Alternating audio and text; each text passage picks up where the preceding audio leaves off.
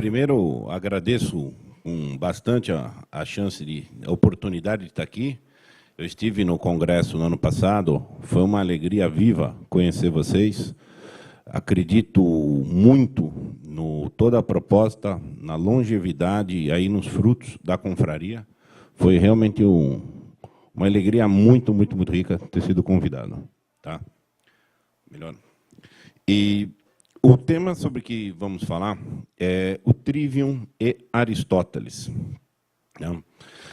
Já foi bastante pincelado, foi muito bem, não só pincelado, mas pincelado, traçado, bem marcado, em profundidade rica, pelo Rafael, que falou mais cedo, sobre a unidade do Trivium.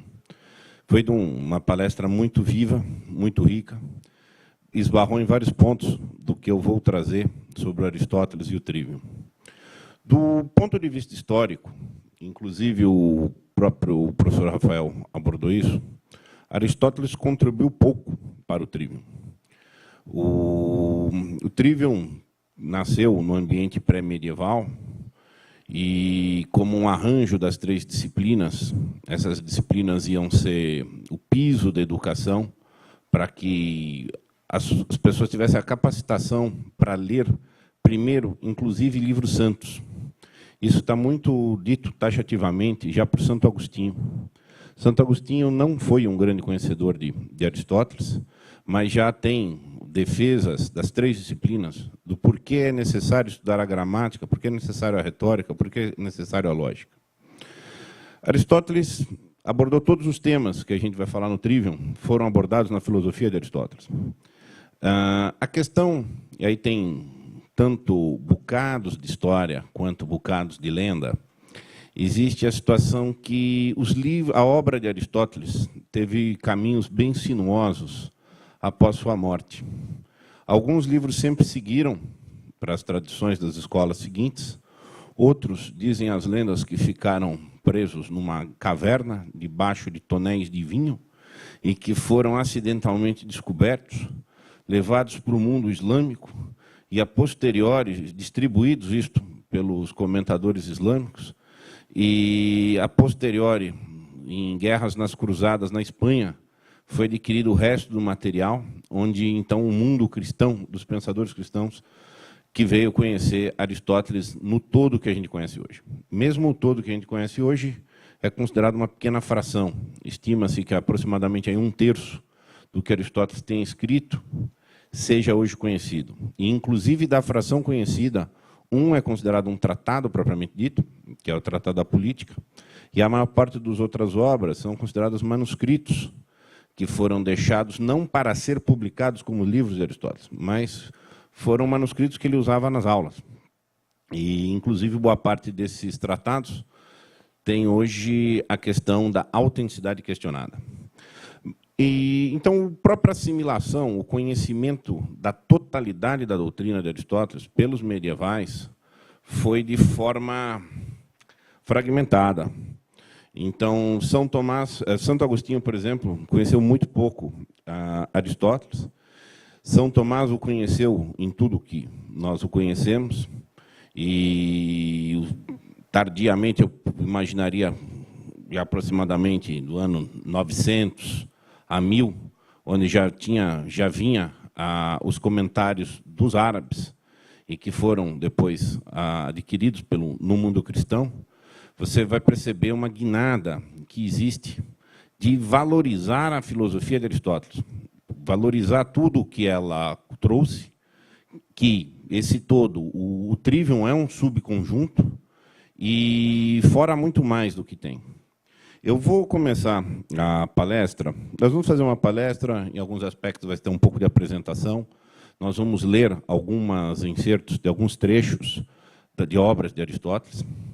Eu queria começar a palestra com um primeiro olhar do conteúdo do Trivium. Perfeito. Aqui a gente tem o todo do Trivium, de que nós falamos, as três disciplinas, gramática, retórica e lógica.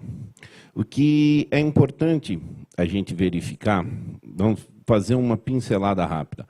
A gramática se associa à sensibilidade, a retórica afetividade. Tenham afetividade barra vontade aqui. Não é absolutamente a mesma coisa, mas, por hora, para os nossos fins, nós vamos trabalhar como uma mesma coisa aqui. E a lógica. O que é importante? Não dá para a gente ver nesse quadro, mas é importante a gente ter em mente é a questão do... Tudo isso aqui é uno.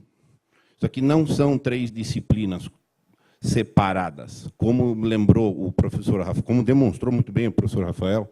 Isso aqui tudo são aspectos distintos da realidade.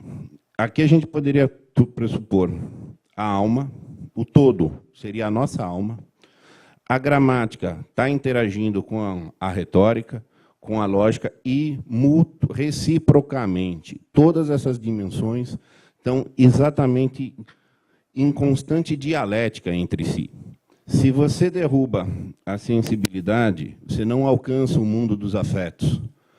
Sem o mundo dos afetos, à sua vez, você não tem a ascensão ao mundo da lógica, ao mundo da razão, os conceitos. Você não vai ter, não existe formulação de conceito despida de um pressuposto afetivo, que, por sua vez, volta aqui para o horizonte da sensibilidade.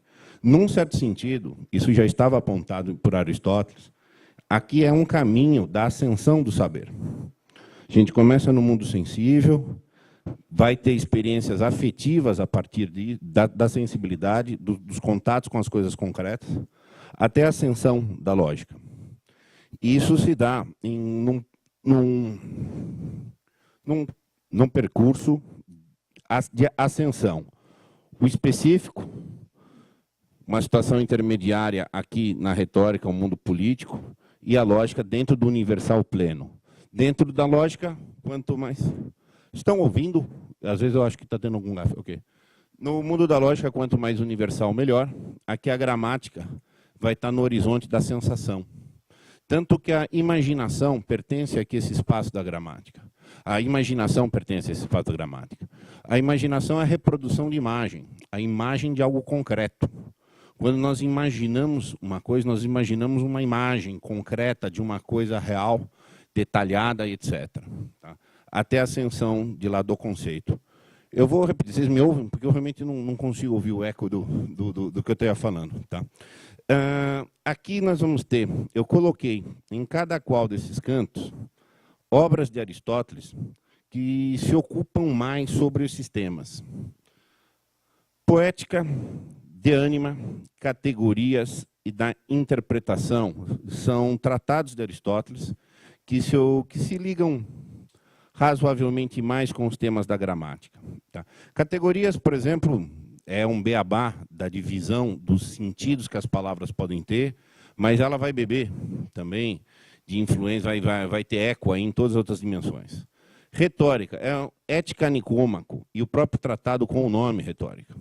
Não existe a possibilidade de retórica sem a ocupação ética, já foi dito antes. Então, o próprio tratado de ética nicômaco, ele vai levar muito em consideração o agir. Esse aqui é um horizonte do agir.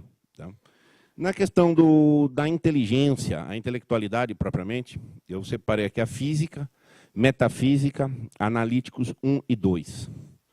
Uma coisa curiosa, como nós falamos aqui de uma ascensão do conhecimento, que começaria do mundo sensível, a questão dos afetos, até chegar à dimensão da intelectualidade pura, isso, na verdade, também é visto como uma ascensão das ciências.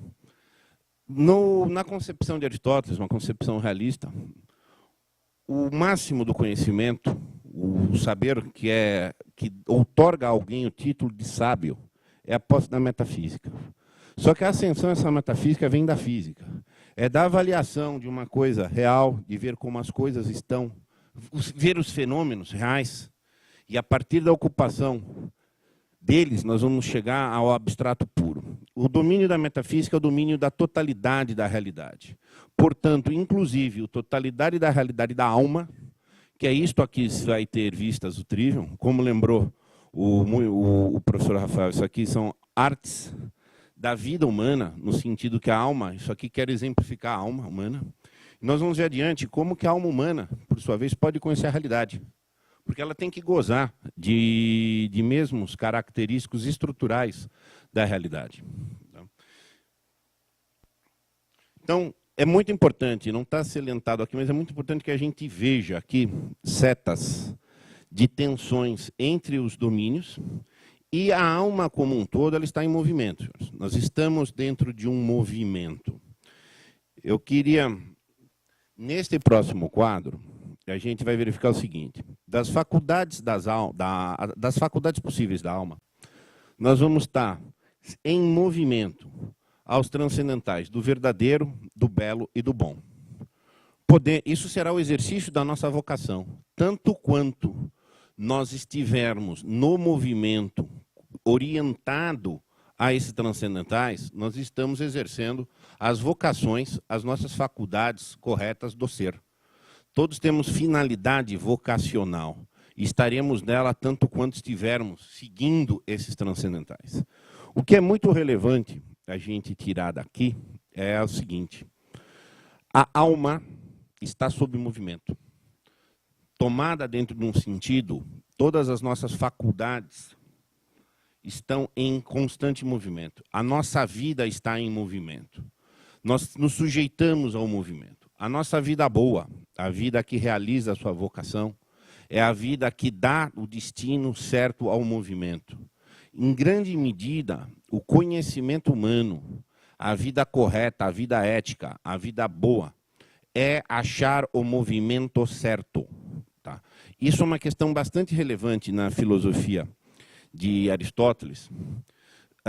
Anteriormente a Aristóteles, inclusive se questionava se o movimento existia ou não. Por incrível que essa discussão possa ser hoje, foi colocada em séria discussão: o conhecimento é uma ilusão. Esse era o dilema que vinha lá dos eleatas. Não existe o movimento, porque uma coisa, para ir de um lugar até outro, ela tem que passar na metade do caminho. Antes de chegar na metade do caminho, tem que passar na metade da metade. Antes da metade, tem que passar na metade da metade da metade. E assim sucessivamente. Então, se você atirar uma flecha daqui e ela chegar até lá, é impossível que ela chegue até lá, porque ela tem que atravessar infinitos pontos antes de chegar lá. Para atravessar os pontos infinitos, nunca chega no fim, porque a definição de infinito é não chegar ao fim. Por incrível que isso possa nos soar hoje, você fala: não, tudo bem, mas se eu soltar a flecha, eu vejo ela lá. Tudo bem, um eleato ia falar: não, mas é uma ilusão. Você acha que ela chegou, mas ela não chegou. Eu te demonstro pelo problema da infinitude. Então, isso era um problema muito sério. Então, por incrível que seja, isso que questionava a crença nos fenômenos. Bom, mas eu vejo chegar, mas não chegou. Um dos jeitos de você conhecer um filósofo, isso o próprio Olavo de Carvalho deixa muito claro, é uma forma ingênua de você se debruçar sobre um filósofo, ver as suas proposições como proposições realmente que ele teve e lançou. Normalmente você deve descobrir quais são os problemas que ele quis resolver. Existem problemas problemas no sentido, há colocações que já estão presentes, que vão ferir a intuição do pensador, e ele vai resolver esses problemas.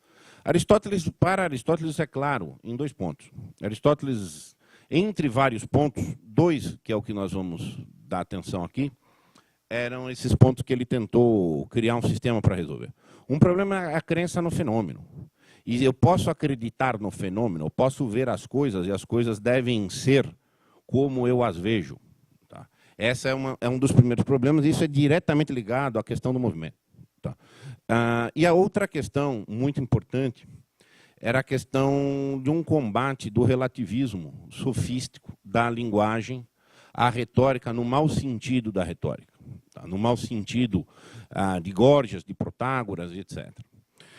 E Aristóteles veio a desenvolver um sistema genial, de um ponto de vista, para dar cabo a esse tipo para dar solução realmente a esses problemas do movimento, da sensação e da própria estabilidade da verdade, que dentro de um certo sentido é a estabilidade do ser. Quando os sofistas faziam desafios, fulano é músico e é carpinteiro. Aquele fulano é músico, então ele também, como é músico, tem que ser carpinteiro. Isso parece, hoje, para nós vemos como uma grande bobagem, mas isso era um grande problema, como que o ser não se transportava. Aristóteles teve que achar uma solução para isto e dizer que a verdade existe, há uma verdade objetiva que você deve alcançar, ela é estável, ela é comunicável. Os sofistas iriam, inclusive, dizer, olha, a questão da verdade acaba sendo uma grande bobagem, o que interessa é o que as pessoas vão fazer. Tá? Então, não parece o que elas vão crer. E se tivesse verdade, primeiro, a verdade não existe. Tá? Se tivesse, e eles davam como a prova essas refutações, com esses pequenos paradoxos ou games, etc. E se existisse, você ia ter um outro problema também. Ela não ia ser passível de ser conhecida. E se, por hipótese, ela pudesse ser conhecida, ela não ia poder ser comunicada. Porque a verdade é de uma natureza, o conhecimento é de outra, e a fala é de outra. Como é que você vai pôr um objeto e vai transferi-lo pela voz, por exemplo? Que são heterogêneos em si. Então, todos esses problemas estavam postos aí para Aristóteles a seu tempo, e ele deu cabo às soluções que nós vamos ver, tá? Com uma brilhante doutrina, que é a doutrina da substância, que ela resolve o problema do movimento, ela resolve o problema da estabilidade da verdade, ela começa a dar espaços para a questão de isomorfia, tudo como nós vamos verificar. Tá? Eu vou, na sequência, a gente vai ver pequenos enxertos e comentários tirados de obras diversas de Aristóteles sobre cada uma das disciplinas do Trivium. Essa primeira é uma obra muito clássica, eu vou pedir para todos lerem. O que é muito relevante aqui para nós, essa primeira parte. Todos os homens, por natureza, tendem ao saber. Sinal disso é o amor pelas sensações. Vocês se recordam lá quando vimos os gomos, vamos chamar assim, os gomos lá do Trivium, da gramática azul, onde ele está indo para o prazer. Tá? Ali nós gostamos de conhecer, nós gostamos de ter sensações. Isso é um princípio de movimento. Tá? Aderimos às sensações. Essa aqui é a entrada da metafísica. Amamos as sensações por si mesma, independente de utilidade. Amamos a sensação da visão. Com efeito, não só em vista da ação, mas mesmo sem ter uma intenção de agir, nós preferimos o ver, em certo sentido, a todas as sensações. O motivo está no fato de que a visão nos proporciona mais conhecimento do que todas as outras sensações e mais manifesta diferenças entre as coisas. Só que os pontos mais... Essa é uma passagem clássica de abertura do livro 1 da Metafísica. Aqui é muito importante esta entrada, o apreço pelas sensações, a importância das sensações como ponto de partida, e esta parte final torna manifestas numerosas diferenças entre as coisas. Na toda a filosofia de Aristóteles, o ponto de partida é a sensação e o juízo de semelhança e dessemelhança. Todas as coisas têm que ter semelhanças e dessemelhanças entre si. Não existe algo completamente heterogêneo do nada, algo que não se une. A filosofia de Aristóteles é considerada uma filosofia orgânica. Ela vai trabalhar as coisas ordenadas dentro de uma disposição.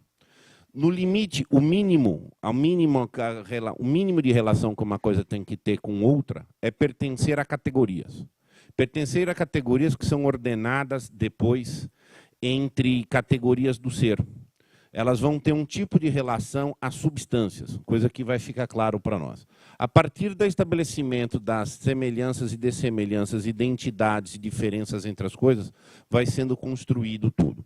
Isso, inclusive, vai dar resposta àquelas soluções. Ah, mas então, se eu conheço uma coisa, eu não posso falar, porque o meio de dizer é um meio totalmente diferente do meio de conhecer, que é totalmente diferente do meio de ser. Não, existem semelhanças em todas as dimensões da realidade. Tá? Isso vai ficando claro aí para nós.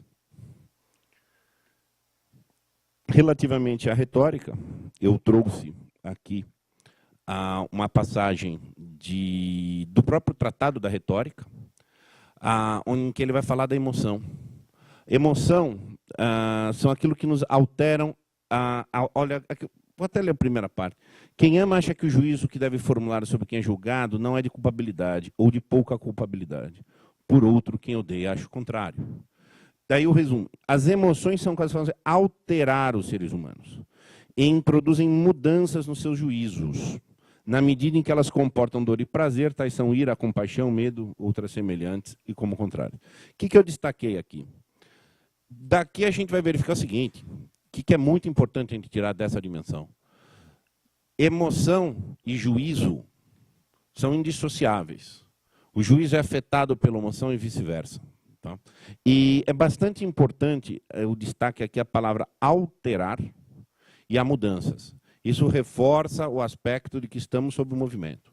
Tá? Inclusive, nas nossas dimensões de alma, o que é mais caótico, no sentido de mais sujeito a movimento errático e intenso, é o aspecto, é a dimensão emocional. Por isso, inclusive, lá na questão dos gomos, a gente trabalhou com a cor vermelha, do intenso. Tá? Esse cenário emocional ele é um cenário dispersivo nosso. E a razão, justamente, é o cenário ordenador, onde você vai ter essa dialética permanente. Então, no terceiro comentário de enxerto, eu comecei sobre a sabedoria. A sabedoria é a posse da razão.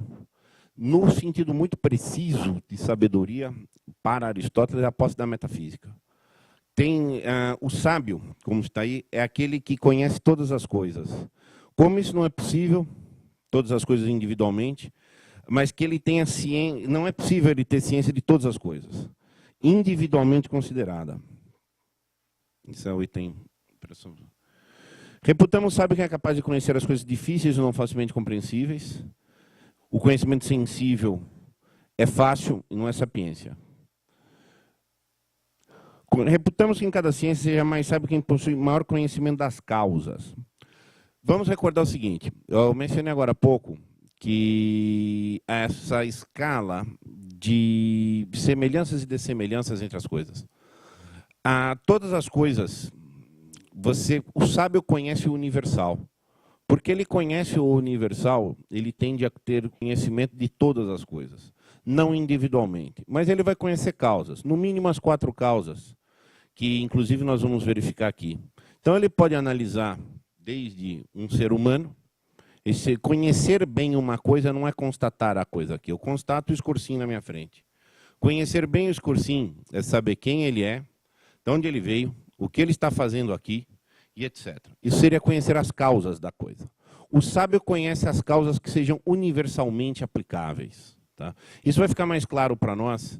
O recorte que eu quis fazer de Aristóteles, que eu vi de relevo aqui para o Trivium, vai ser justamente a questão beabazíssima do movimento, da onde vai ser o SPEC para a compreensão das causas, tá? E a questão de aplicação disso na linguagem. 2 fatos são muito relevantes na vida de Aristóteles. Um fato é que ele é filho de um médico famoso, um médico considerado já brilhante, Nicômaco, que por sua vez Nicômaco já era era a 10ª geração de médicos na família. Isso se diz que deve ter aguçado em demasia o senso empírico de Aristóteles, sempre fuçando o fenômeno físico, uma fisiologia das coisas. Tá? O segundo fato muito relevante da biografia de Aristóteles é que ele foi aluno de Platão. E durante 20 anos ele foi aluno da Academia de Platão, e Platão já estava debruçado com toda a solução também dos problemas antissofísticos e todo o problema de dar coesão à noção de verdade, etc., e tratar o assunto do movimento. Todos devem conhecer, Platão preconizou uma teoria do ser, fundado em formas, para resolver como que um homem, indivíduo, nasce e morre, uma coisa individual nasce e morre, some, perece, mas a coisa em si permanece. O indivíduo homem morre, mas homens existem, coisas perecem, mas as coisas em si, enquanto universal, perecem. Platão desenvolveu a teoria do ser, que é a teoria do ser por participação, criou o mundo das formas, em que as coisas que são concretas participariam das formas em si. E, com respeito a isso, Aristóteles divergiu. E Aristóteles criou uma outra teoria de ser, sobre o que nós vamos esbarrar. Aqui é um quadro que eu fiz assim, na Academia de Platão, isso é um dado histórico, mencionava-se tanto o valor da forma a que Platão dava, mencionava-se na Academia de Platão, e que tinha na porta, que não entre quem não conhece geometria.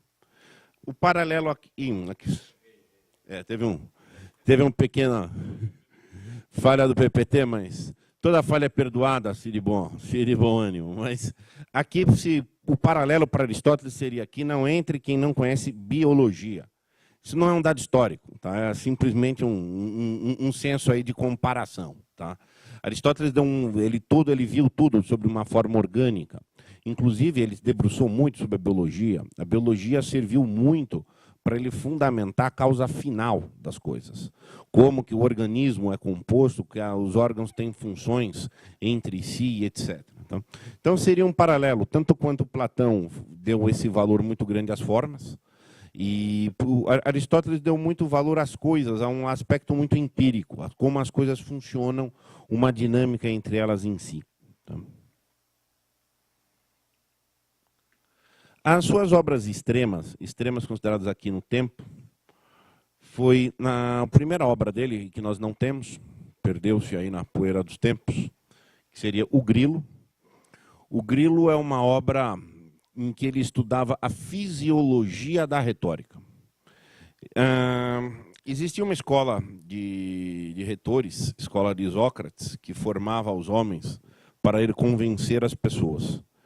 E o fenômeno da retórica sempre ocupou muito Aristóteles. A sua primeira obra, de novo, não conhecemos, mas o que se sabe por outras referências, é que estudou como funciona a retórica, num sentido propriamente de funcionamento.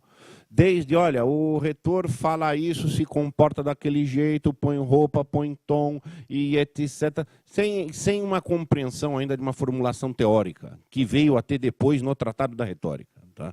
E, ou seja, isso aqui que é muito relevante. A primeira obra dele já se ocupou de um domínio em que a linguagem tem um espaço aí bastante central. Tá? E também a obra da maturidade, a obra do Tratado da Política, em que ele trata as formas de governo, a felicidade plena e a nossa função social, que é onde ele vai retomar a linguagem. Ele vai retomar aqui, na verdade, uma boa apreciação, investigação da função, da natureza da linguagem, se deu na obra de Juventude. Não obstante, ao longo da vida, tem os tratados de retórica, de lógica, tratados de dialética, desde como se faz um debate, desde as refutações sofísticas, etc. Ele sempre trabalhou com a linguagem. A linguagem foi um material, foi um tijolo de trabalho ininterrupto nas trocentas obras de Aristóteles. E só que a definição, a perseguição funda mesmo foi na maturidade, na obra de retórica, que é onde nós vamos ver também um pouco para frente. Tá? A questão do ser, eu dei uma pequena pincelada, aqui é do quadro de Rafael, a divergência de Aristóteles, Platão, mostrando para um mundo de ideias, idealmente acima, e Aristóteles não. O ser está para baixo, no sentido, está nas coisas. Deu uma pequena adiantada nisto. Platão entendia que o mundo imperecível, existe um mundo em que as coisas são imperecíveis e são o ser em si. Então, esta cadeira, ela individualmente, ela está sob os efeitos do movimento, mas tem um mundo de cadeiras em que ela participa. Tem um mundo de beleza. O belo em si existe num lugar em que projeta sombras sobre coisas que estão cá. Isso está associado ao mito da caverna e ao mito de que todos os nossos conhecimentos sensíveis são imagens aproximativas do que seja o ser.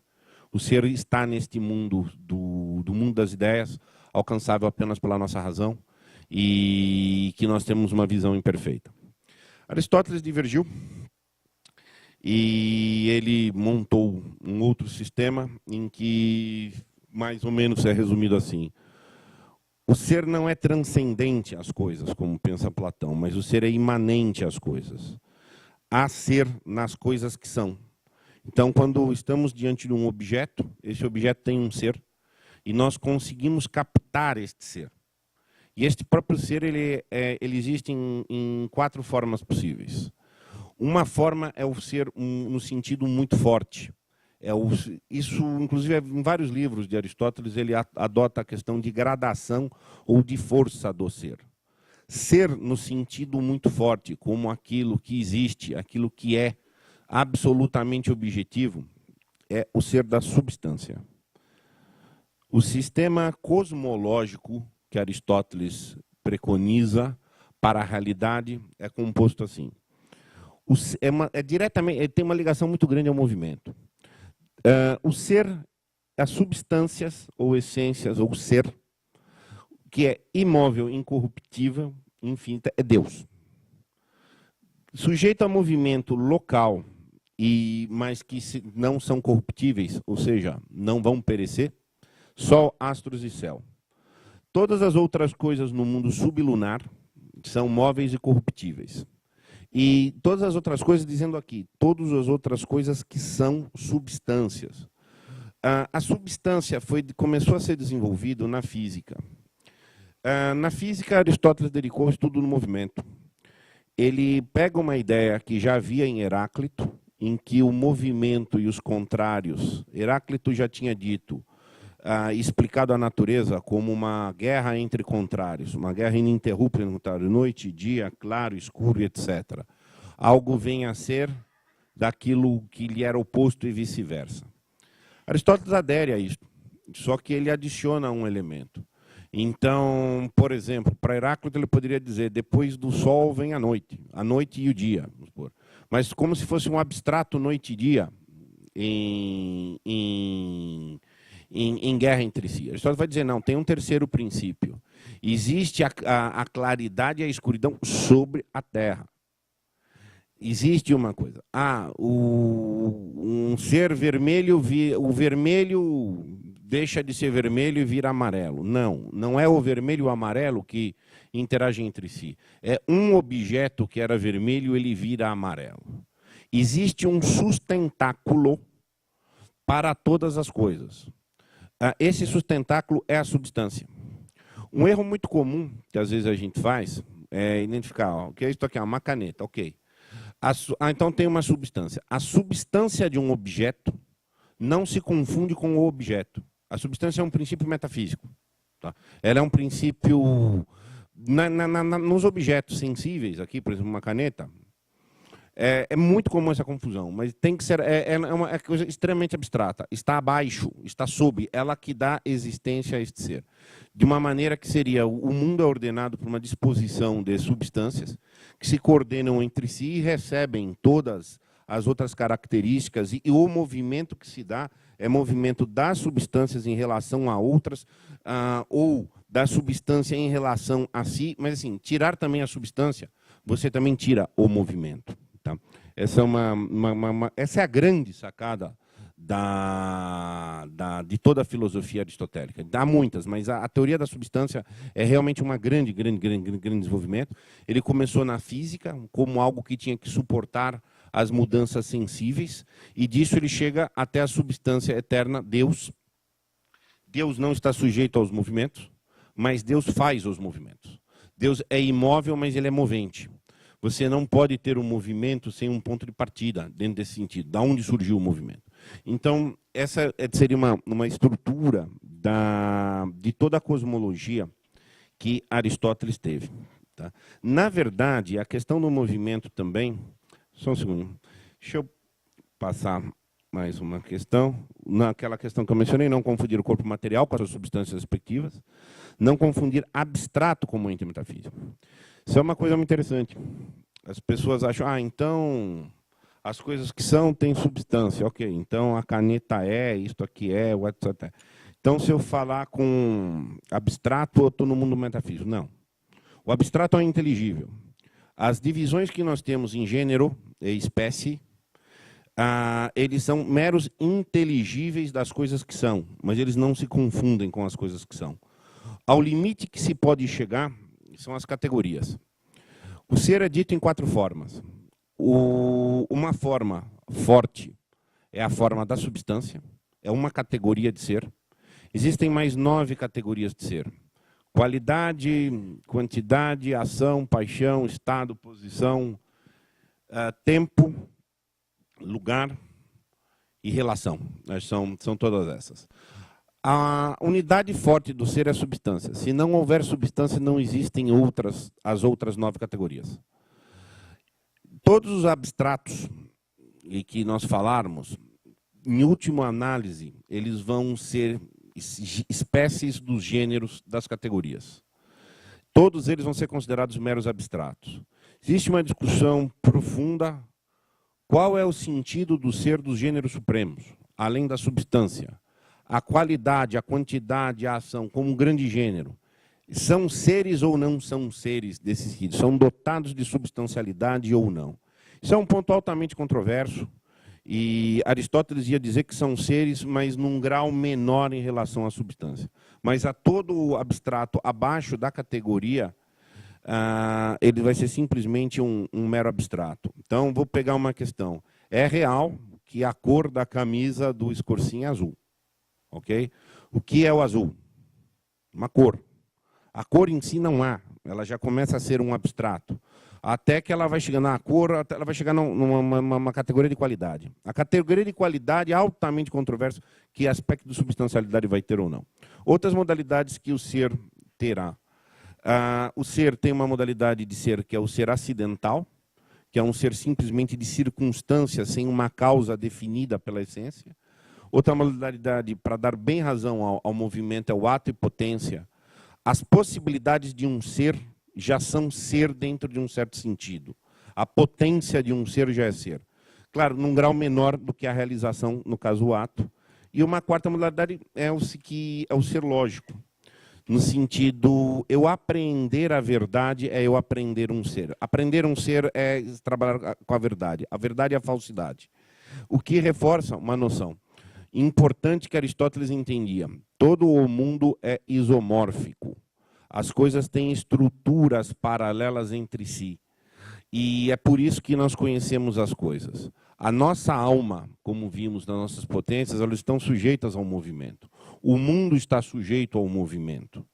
Tudo está dentro do movimento. O movimento se dá por causas comuns. E por isso existe uma unidade de estrutura. As modalidades de movimento, a gente, quando fala correntemente em movimento, nós pensamos muito no movimento local. Fui daqui até ali. Isso é uma das modalidades de movimento. Pode ser local, qualitativo, quantitativo, geração, corrupção e substancial. Tá? O qualitativo é o aspecto emocional, é o mais aplicável à nossa dimensão emocional. Tá? Desde estamos felizes, tristes, etc., a essa alteração toda. Fora as coisas, elas podem estar de uma cor, de outra, de um jeito, de outro, ligado à qualidade. Tá? Quantitativo, aumento, diminuição. Geração, nascer, estamos em eterno procedimento, um eterno movimento nós aqui de corrupção a cada segundo. Substancial é um caso em que uma substância deixa de ser para ser outra, no sentido de a identidade da coisa mudou. Tá? Uma substância ligada à identidade. Hoje eu posso ter esta madeira está conformada de um jeito e eu conformá-la de um outro em que a sua identidade mudou. A coisa é outra. A cadeira virou mesa. Uma coisa muito grosseiramente, resumindo assim. Eu queria seguir numa questão que é muito associada também ao movimento, é a questão do tempo.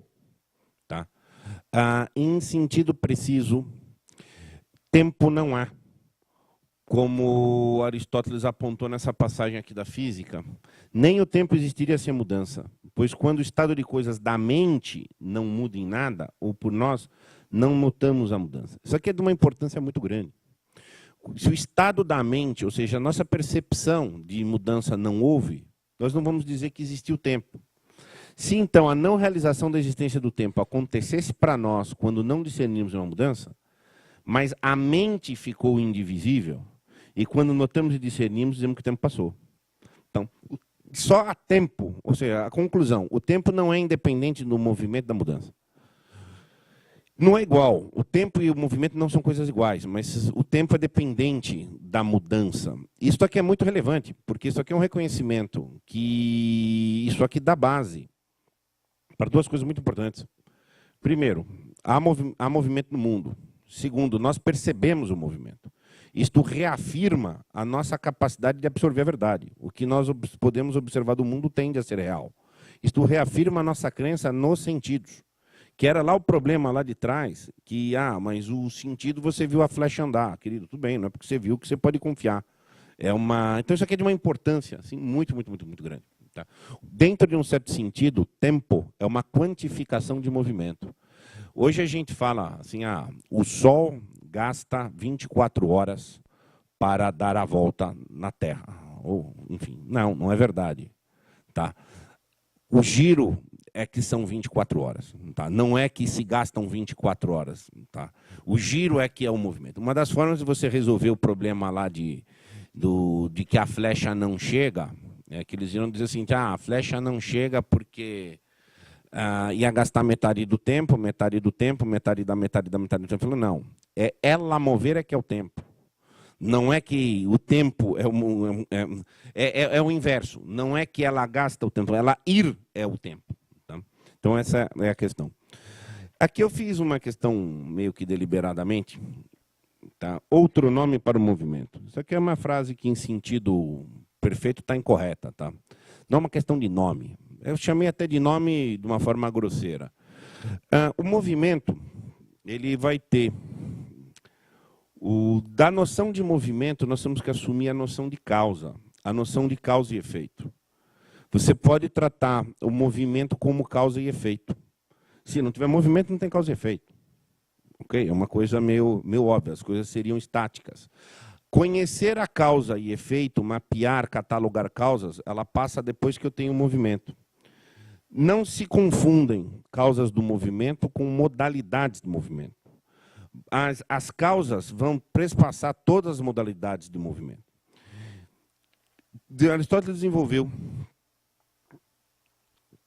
a partir do mapeamento do movimento, ele desenvolveu o quê? Mas o movimento se dá de outras formas, mas o que ele leva em todas as formas? Ele se dá em quatro formas, em quatro causas. Seria a causa formal, material, motora e final. Exemplo muito simples. Aqui é o da cadeira. Neste caso, a substância cadeira se confunde. A gente, quando fala o nome cadeira, já entende a substância cadeira. Tá? Causa material é de madeira, do que é feito. Quem fez foi o marceneiro. Causa final serve para sentar. A posse do conhecimento é a posse das causas e efeitos das coisas. Você tem tanto mais conhecimento sobre toda e qualquer coisa, quanto mais você sabe das causas dela. Tá? E isso tem que se aplicar a todas as coisas. Isso vai fazer parte da sabedoria, de saber as coisas estão sujeitas ao movimento. Para conhecê-las, eu tenho que ver como que elas se movem, e por aí eu vou ter todas as respostas. No caso do homem, tá? Ficou bom, isso aqui ficou bem melhor que o meu, obrigado. A causa formal, no nosso caso aqui, isso aqui é interessante, bacana esse exemplo. O nome é o homem, mas lá no caso da cadeira, qual é o nome daquele objeto? Todo mundo vai falar cadeira. Ok, qual é a substância? Nós vamos chamar a própria substância, qual é a causa formal, no sentido que o que é o ser. Tá? A gente ia chamar de cadeira também. O nome e a causa formal estavam coincidindo. Aqui, qual é o nome? É o homem. Qual a causa formal? A alma. Tá? Então, assim, eu já tenho um exemplo aqui em que o nome...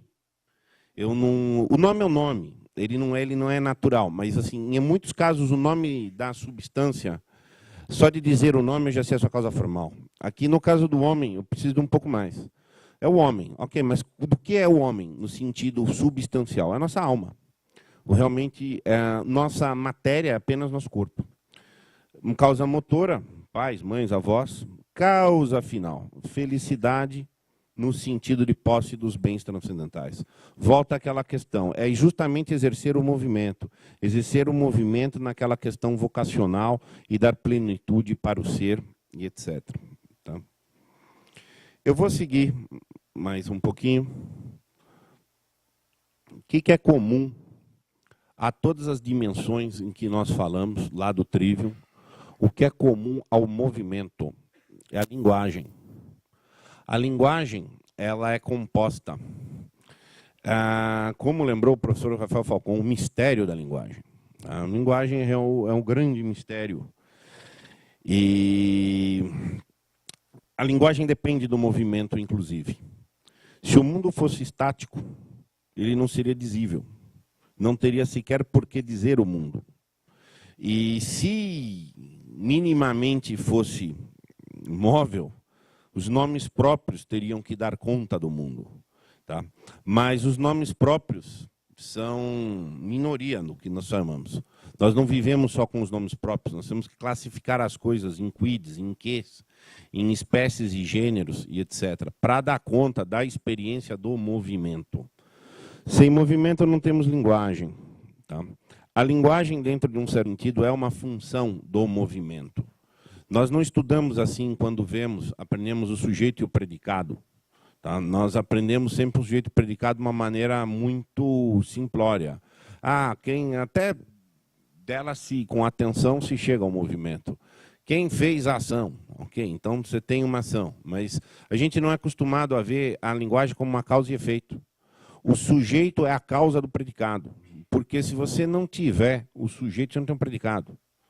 O sujeito, dentro do que para o mundo físico, eu tenho as substâncias que recebem o movimento, o que fazem o movimento, esse é o sujeito da gramática. Ele faz, às vezes, da substância. Tanto que o paralelo linguístico de substância, de categoria, é o substantivo. Tá? E o predicado é o movimento. Claro que ainda dentro de um momento grosseiro, mesmo no verbo ser. Vicente, enfim, é palestrante. Ok, tirou o Vicente, o palestrante acabou. Esse palestrante é um movimento, ainda que seja um movimento de Estado, ainda que seja um movimento num aspecto estático. Uma forma de você verificar também, um pouco grosseira, mas boa para fim de exercício, a substância é mais ou menos um permanente temporário. Tudo está sob movimento, inclusive a própria substância. Mas ela é mais estática em relação ao seu predicado, dentro dessa forma. E essa é uma forma de você ver a linguagem. A linguagem tem que ser vista como uma função do movimento. Tudo que você descreve no mundo é um movimento. Nós não vemos muitas vezes a importância nesse sentido, por exemplo, que tem preposição. Preposição é ângulo, dentro de um certo sentido, para onde, como e como se dá o trajeto do movimento, etc. Aqui eu queria passar. A linguagem, então, é objeto do Trivium. O Trivium trabalha com a linguagem, é o elemento de todas as dimensões. Aristóteles trabalhou com a linguagem, todos os seus tratados. Aristóteles trabalhou desde poética, biologia, botânica, zoologia, política, direito, ética, economia, e etc. Tratou de praticamente a universalidade dos assuntos. Sempre a linguagem foi muito determinante, inclusive nos próprios estudos de física e metafísica. Costuma-se dizer por tal, costuma-se dizer por tal, e a partir dessas distinções de como se diz algo, ele vai buscando as próprias distinções essenciais e tirando conclusões. É de uma dialética linguística que anda quase tudo em Aristóteles. Só que só na maturidade ele veio com esta passagem muito importante, muito importante. Eu vou pedir para todos nós temos que ler isso aqui. O conteúdo desta passagem da política é muito rico, muito rico. Os pontos principais. Claramente se compreende a razão de ser o homem um animal social em grau mais elevado que as abelhas e todos os outros animais que vivem reunidos. A natureza, dizemos, nada faz em vão. Isso aqui é uma passagem muito importante. Tá? A natureza, dizemos, nada faz em vão. É a questão da causa final. Tá? Lembrem lá, é um dos movimentos. O movimento é dirigido a um sentido. Tá? Não é nonsense. O movimento está longe de ser nonsense. Tá? O homem só entre os animais tem o dom da palavra. Voz é sinal da dor e prazer. E é por isso que ela também foi concedida aos outros animais. Animal, na realidade, ele tem sensação. É uma das próprias definições. A sensação de dor e prazer é uma sensação primária. Assim, de todos os animais vão ter. Tá? Aliás, nós mesmos teremos. Vamos fazer um exemplo aqui. Se eu apertar o dedo de alguém, alguém vai berrar ai. Esse ai é uma interjeição. Tá? Ele não é considerado linguagem nesse sentido. Seria linguagem... Eu senti dor. Isso seria uma linguagem. Simplesmente o som não caracteriza, inclusive, a questão da linguagem. Esses chegam a experimentar sensações de dor e prazer e a fazer compreender uns aos outros. Tá? Aos outros animais. A palavra, porém, tem o fim de fazer compreender o que é útil ou prejudicial. E, em consequência, o que é justo ou injusto. O que distingue o homem, de modo específico, é que ele sabe discernir o bem do mal, o justo do injusto. E assim todos os sentimentos cuja comunicação constitui a família do Estado. Isso aqui é o conteúdo disso aqui é de proporção oceânica. Tá? É realmente oceânico o que isso aqui tem de conteúdo. Tá? Somos sociais. Somos, no sentido aqui de somos políticos. A palavra tem um fim político. Porque nós somos políticos, nós temos a palavra. Só que, em certo sentido, nós temos a palavra para exercer a vocação política.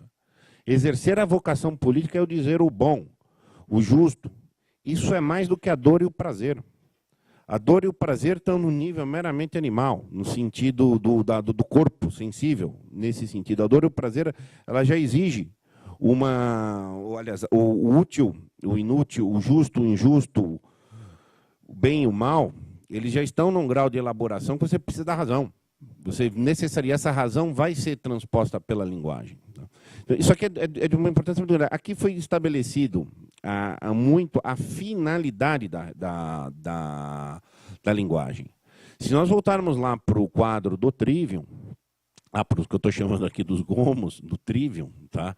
Em que a linguagem está presente em todas as dimensões, tá? São em aspectos diferentes.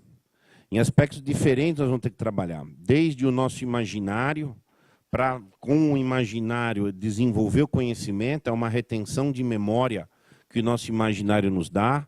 A partir disso nós permanecemos com sensações ou criamos cenários que vão ser entendidos. Todo esse entendimento é emocionalmente relevante.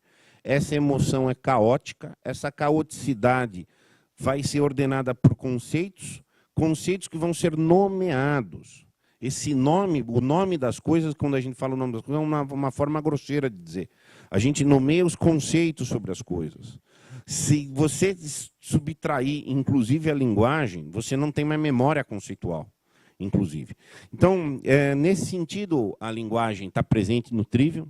A linguagem é o elemento que depende do movimento do mundo e ela é uma função, ela se expressa no movimento, ou seja, ela está condizente com a realidade, ela é absorvível, ela expressa essas questões da dimensão.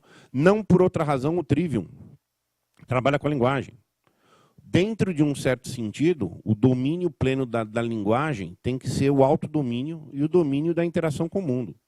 Se você não tem, a gente viu até as questões de exemplo, que o professor Escorcinho mencionou agora na palestra. Se o camarada não tem condição de imaginar, dando nomes depois aos conceitos que vão estar dialeticamente com isto, ele não tem domínio da imagem, não tem domínio de mais nada. Ele não tem domínio de si.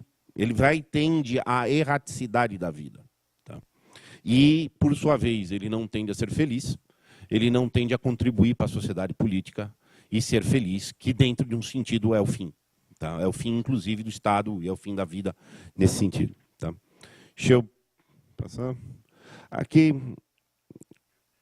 na realidade, eu vou ter uma dificuldade para voltar. Não volta? Volta uma. Tudo bem. Na realidade, teve um pulinho aqui de um slide, mas ele não é complicado. Eu vou ler aqui uma questão que é uma distinção da comunicação e da linguagem. Como a gente falou antes, um animal comunica. Você pode comunicar sem linguagem. Agora, a linguagem é uma comunicação por símbolos, e ela comunica desejos, emoções e pensamentos por símbolos convencionais, e é ela que é a característica da propriedade humana. Tá? Por favor, aliás, sou eu que estou mexendo aqui. E toda a estrutura da linguagem é um SEP, tem um sujeito, tem um predicado, para ter dotação de sentido. Isto aqui é uma relação de movimento. Ela pode não ser imediatamente óbvia, mas com o mínimo de atenção você conclui que toda linguagem, para ser dotada de um sentido apto a ser ou verdade ou mentira, ou ser útil ou inútil, ou ser boa ou má, ela tem que ter uma estrutura de predicação. Tá? Sem isso, você não tem um predicado para dizer se é bom ou mal, etc. Tal. Isso é função do movimento. Tá? E a conclusão. Como nós mencionamos, a isomorfia, tudo tem semelhanças e distinções. Nós temos a posse da linguagem. Esta linguagem tem estrutura paralela às demais coisas da realidade. Por isso a gente pode pensar, falar, expressar e entender por ela. Tá? Estudar a linguagem é estudar a realidade e o próprio homem. Logo, linguagem é o piso da educação, que é da onde parte o trivium e etc. O trivium, volto a insistir, até para reforçar o valor objetivo do trivium, a posse plena da filosofia de Aristóteles veio para o mundo que desenvolveu, para o mundo cristão pré-medieval e medieval que desenvolveu o trivium, veio tardiamente, mas mais ou menos apontam para os mesmos pontos. O que reforça a validade do trivium como uma descoberta da realidade, num sentido de descortinar uma realidade que estava presente, não, muito mais do que um artificialismo inventado, etc., partindo de uma observação. Valendo muito a observação, a filosofia de Aristóteles nesse ponto, uma filosofia que parte do dado da realidade, ela parte do valor do mundo concreto para toda aquela ascensão de que falamos. Tá? Queridos, agora perguntas aí, por favor. Imagina, não sei se alguém pergunta.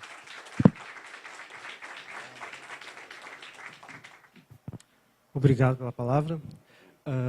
No início ali, para compreender melhor o Aristóteles, no início o senhor colocou os opositores do Aristóteles. O senhor explicou a questão da flecha ali, deu a problemática da situação. E essa problemática a gente consegue captar dentro da própria obra do Aristóteles, ou eu precisaria recorrer a um autor terceiro para entender melhor? Como é que seria, como é que se ficaria isso dentro da obra dele, mais no sentido de compreensão, assim? Olha, você vai compreender, muito boa pergunta, isso está expresso em Aristóteles. Entre outras contribuições que Aristóteles legou, ele foi historiador. Tá? E boa parte do que a gente conhece dos problemas da história da filosofia que o antecede é pelas obras dele. Normalmente, um dos métodos de trabalho de Aristóteles, no livro da Física, você vai ver toda essa questão sobre o problema do movimento. Mas, normalmente, Aristóteles começa todos os seus trabalhos da seguinte forma. Ele diz o problema que ele vai enfrentar, ele diz a opinião de todos os que lhe antecederam, então ele diz qual é o método que ele vai enfrentar, e então ele realmente faz um enfrentamento da questão e da opinião dele. Então, essa questão do movimento, você vai achá-la envolvendo a Heráclito, Eleatas e outros, você vai achar no livro da Física de forma expressa. Tá? Perdão, vamos lá. Não, eu só queria, assim, eu andei estudando alguma coisa meio que adiantado, assim, mas da parte do Mário Ferreira, vendo alguma coisa, mas isso aí eu sei que é para depois, assim. Mas eu quero saber, nessa finalidade última, assim, onde entra e o que se discorreu já do tempo do Aristóteles sobre a caridade? Você vai achar no Ética Nicômaco várias questões ligadas ao bem, ao ser generoso. O livro de Ética, ele é uma antessala do livro da Política. Tá? Ele vai falar de virtudes, entre as quais a da generosidade. Ele vai lançar ali o os esteios aí da justiça corretiva e da justiça distributiva. E que depois, no livro da política, ele vai desenvolver com maior fôlego. Eu não saberia te dizer aí expressamente caridade, em que sentido seria entendido por Aristóteles. Mas a questão de ser generoso, a questão de o Estado existir para facilitar a felicidade de todos, mas em qualquer cenário a felicidade de todos é primeiro garantido pela tua autorregência, pelo seu senso de controle das suas coisas, tá? Isso é predominante. Eu não vou saber dizer realmente pontualmente de caridade. Tá? Não sei se esse outro entorno te ajuda aí a navegar um pouco. Tá? Ok?